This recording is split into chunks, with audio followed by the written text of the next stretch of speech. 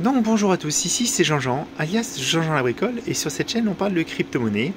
Et la spécialité de la chaîne c'est vraiment le minage de crypto-monnaie. Donc pour ceux qui connaissent déjà, ça c'est mon rig de test, juste ici. Et j'y avais monté récemment ma 3070 Ti Zotac Gaming Holo Black, dont vous pouvez trouver juste au-dessus la boîte. Donc cette carte là, jusqu'à présent je la faisais fonctionner sous iOS. J'en étais plutôt satisfait, je trouvais qu'elle fonctionnait bien. Je trouvais que la finition était bonne et je m'étais dit que j'allais la conserver telle qu'elle. Mais quand je l'ai passée sur mon bench de test, je me suis rendu compte que la mémoire graphique chauffait énormément. Elle chauffait vraiment très fort. Donc c'est vraiment quelque chose qui pour l'instant n'est pas problématique parce qu'en fait on est au mois de mars quand je tourne cette vidéo. Mais je sais de source sûre que cet été, il fera beaucoup plus chaud dans mon bureau, il fera beaucoup plus chaud sur Paris. Et le problème, c'est qu'à ce moment-là, en fait, la mémoire sera trop chaude et j'aurai le phénomène de thermothrottling. Donc, je me suis décidé à quand même ripad la carte. Donc, j'ai échangé aussi avec des personnes qui ont des 3070 Ti plus haut de gamme, comme une 3070 Ti de chez EVGA. Et eux n'ont pas du tout de problématique de température et mémoire. Mais là, moi, c'était assez flagrant. J'avais plus de 105 degrés. Ça montait même à 108 degrés. Avec des ventilateurs à près de 80%. Donc c'était une question de semaines avant que j'ai des problèmes de thermothrottling liés à la remontée de la température ambiante. Tout simplement.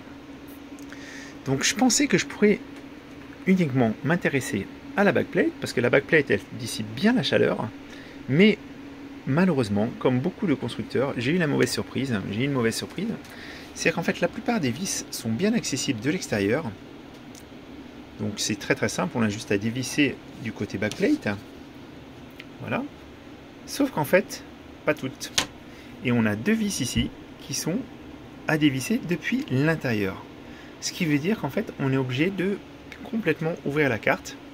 Et à ce moment-là, ce que je vais faire, c'est que je vais changer les pads des deux côtés. J'avais vraiment prévu de faire uniquement ceux de la backplate en me disant c'est facile, hein, parce que j'ai bien vu qu'il y a des cartes comme la MSI que j'ai testé juste avant où on pouvait enlever que la backplate. Mais là, malheureusement, c'est vraiment une volonté du constructeur, hein, parce qu'il n'y a pas de raison technique pour laquelle la vis se trouve côté intérieur.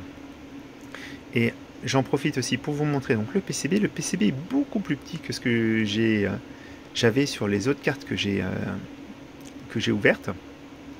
Donc toujours un petit peu difficile à ouvrir ces cartes-là. Et en plus sur celle-ci, j'ai dû enlever vraiment cette partie-là, la partie en fait où il y a les différents ports, parce qu'autrement je ne pouvais pas la désassembler. Donc c'était un petit peu long et fastidieux. Donc au niveau de la taille des pads, moi je viens les mesurer avec la petite réglette que j'ai ici, hein, dont j'oublie toujours le nom. Et on est sur du 2 mm sur la face avant, donc la face ici, avec les pads de mémoire. Et sur la backplate, on est sur du 3 mm. Donc je vais installer comme d'habitude les pads thermiques que j'ai ici, qui sont très très bien. En tout cas... j'espère avoir les mêmes résultats parce qu'on est à près de moins 30 degrés, hein, et à ce moment-là, j'aurai plus du tout de problématique. Donc maintenant, il n'y a plus qu'à, et je vais essayer de filmer tout ça. Alors, j'ai bien avancé le ripad, donc j'ai nettoyé les différentes surfaces, vous pouvez le voir, hein, donc les pads sont ici. On voit ils sont très très huileux, en fait ils sont énormément suintés. Donc là on le voit aussi, et je vais vous montrer l'arrière parce que l'arrière c'est assez rigolo. Parce qu'en fait, donc, normalement sur l'arrière, on n'a pas du tout les emplacements des différents pads. Vous voyez, en fait, ils ont tellement suinté qu'on voit exactement où ils se trouvent les pads. Voilà. Donc, moi pour l'instant, je les ai laissés sur la backplate pour garder bien l'emplacement. Mais c'est pareil, on a les mêmes problématiques, on le voit bien, en fait, ça suinte de partout. Et je vais donc continuer un petit peu le nettoyage et mettre les nouveaux pads thermiques. Bon, je viens de finir de repad la partie avant. Donc ma méthodologie pour la découpe, c'est assez simple. En fait, je pose ça sur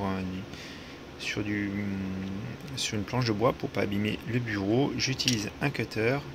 Et ce que je fais, c'est que je mets le pad. Donc je vous montre. En fait, je mets le pad sur la zone que je veux découper et je découpe autour. Voilà. Comme ça, j'ai vraiment les bonnes dimensions. Il n'y a pas de, c'est toujours un petit peu plus large, mais c'est pas très gênant. Donc à ce niveau-là, en fait, j'ai vraiment repad au niveau des puces mémoire. Il y avait la question aussi au niveau de la backplate. Qu'est-ce que je vais changer? Donc ce pad-là, je vais le garder parce qu'en fait, ce pad-là, si vous regardez, c'est celui qui est ici et il va sur cette partie-là, sur cette partie des condensateurs.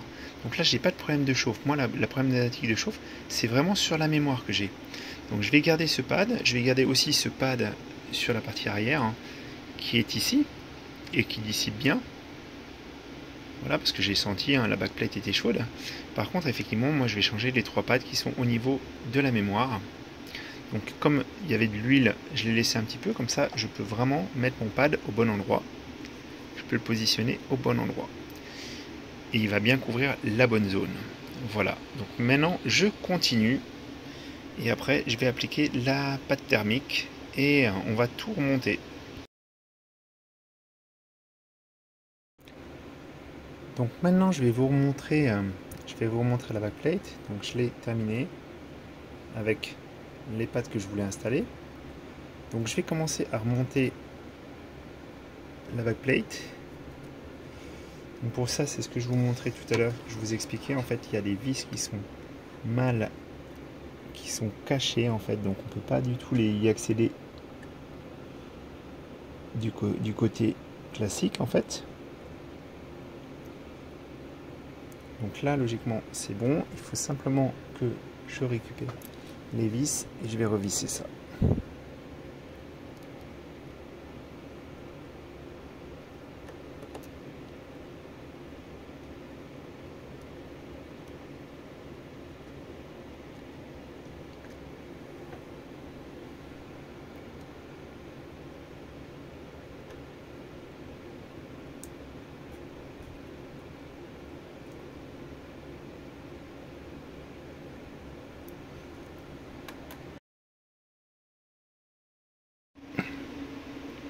Bon, voilà, c'est fait. Je viens de finir de repas de la carte.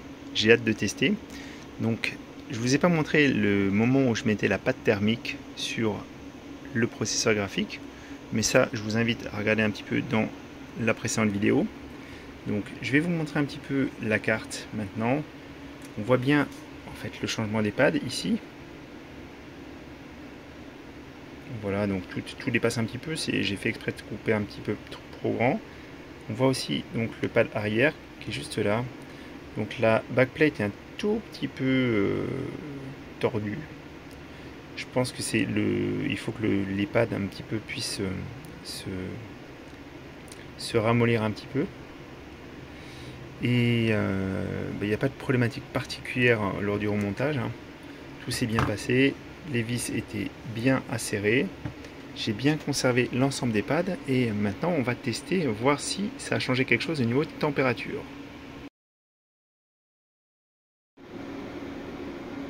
Donc voilà, la carte HeroPad, elle vient de réintégrer sa place dans le bench de test.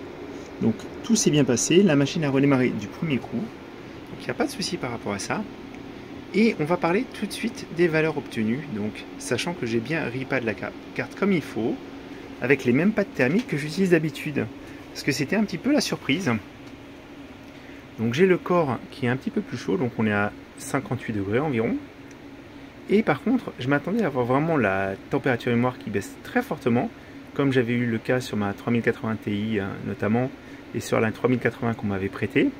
Et là par contre, en fait, surprise, j'ai beau ventiler à 64%, je reste toujours avec une température mémoire aux environs de 95 degrés. Donc c'est un petit peu la déception sur repad. J'arrive pas trop à me l'expliquer parce que la backplate est bien chaude, la carte est assez imposante, les caloducs sont imposants aussi. J'ai bien travaillé normalement. Donc c'est peut-être la carte elle-même qui a quand même des valeurs de ventilation et des valeurs de dissipation qui sont plus faibles. Voilà, bon, je suis quand même content, hein, c'est fait. J'ai bien gardé les pattes d'origine, de toute façon, si jamais j'avais besoin de la faire passer en garantie, parce que là, il n'y avait absolument aucun sticker